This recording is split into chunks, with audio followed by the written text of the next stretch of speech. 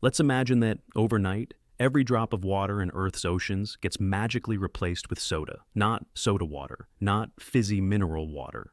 We're talking full sugar, carbonated, brightly colored, teeth-melting, dentist-terrifying soda. Billions of tons of cola, lemon lime, root beer, orange soda, and maybe even a splash of discontinued Crystal Pepsi, just for flavor. The first thing you'd notice is probably not the color, though that'd be weird enough, but the smell. Warm, flat soda under the sun doesn't just look unappetizing, it stinks. Every beach would reek like a vending machine graveyard. And while that might drive away tourists, it would be the least of our problems. For starters, soda is sticky. Try spilling some on your kitchen counter and leaving it there for 20 minutes.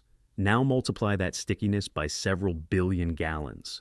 Every coastline on Earth would become a syrup-coated nightmare. Waves would still crash onto the shore, except instead of refreshing salt water, they'd leave behind a thin, sugary glaze that turns beaches into fly-infested traps. Sand castles? Forget it. You're now building in caramel. But let's talk chemistry. Soda is acidic. It has a pH of about 2.5, which is roughly the same as vinegar or lemon juice.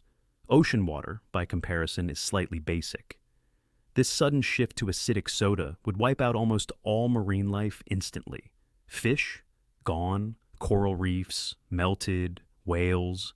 They'd briefly rise, breach dramatically one last time, and probably explode from internal gas buildup.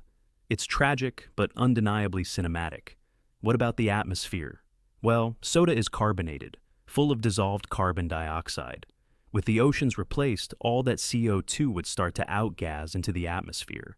This would dramatically boost greenhouse gas levels, heating up the planet even faster than we're already managing. Ironically, replacing oceans with soda might be the fastest way to cause irreversible climate change. Who knew soft drinks were a global warming shortcut? And, speaking of climate, the oceans are one of Earth's biggest climate regulators. They absorb heat, move energy through currents, and stabilize temperatures. Replacing them with a liquid that doesn't circulate the same way would wreak havoc. The Gulf Stream? Gone. Weather patterns? Chaos. Suddenly, London has the climate of Siberia, while Antarctica becomes the new Miami. Oh, and don't even think about trying to desalinate or filter it. The average soda has around 10 teaspoons of sugar per can. Now, imagine that scaled up to ocean size. Any filtration system would clog instantly. Trying to turn soda back into drinkable water would be like trying to mop up a volcano with a sponge. Now, let's get practical. Could humans survive this soda apocalypse? Sort of, but not easily. Coastal cities would flood with syrupy, corrosive goo. Boats wouldn't float the same, and harbors would become sludge pits. Shipping? Dead. Fishing industry? Extinct. Cruise ships would look like giant sugar cubes melting into the horizon. But maybe we adapt. Maybe humans pivot. You'd suddenly have trillions of liters of soda, and someone would definitely try to monetize that. There would be soda barons, cola cartels, caffeine kingdoms.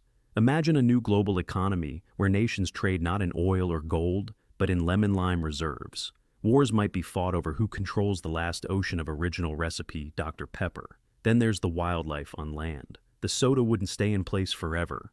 Rain and rivers would carry it into ecosystems. Forests would get sticky, insects would thrive, ants would declare a golden age and possibly form civilization. Bears would develop type 2 diabetes. It's cute, but also horrifying. Eventually, the soda would start to break down. Sugar decomposes. The oceans would begin to rot. That smell we mentioned earlier, multiply it by 1 billion. It wouldn't just stink, it would kill. Massive emissions of methane and carbon dioxide from decomposing soda oceans would make the air unbreathable in coastal regions. Humanity would have to retreat inland, away from what used to be paradise. Ironically, some scientists think we'd try to undo this disaster by launching giant cleaning initiatives. Giant soda scrubbing machines, sky-sized straws, carbonation collectors. And still, we'd be no closer to bringing the fish back. Well, except maybe jellyfish. Those things survive everything. Eventually, future civilizations might look back at us and call it the Great Fizzing. Archaeologists of the year 5000 would wonder why we turned our oceans into soda, and whether it was a religious ritual or just really, really poor decision making. So next time you open a can of soda, think about this. You're drinking something that, in large enough quantities, could wipe out the planet. But hey, at least it's got bubbles.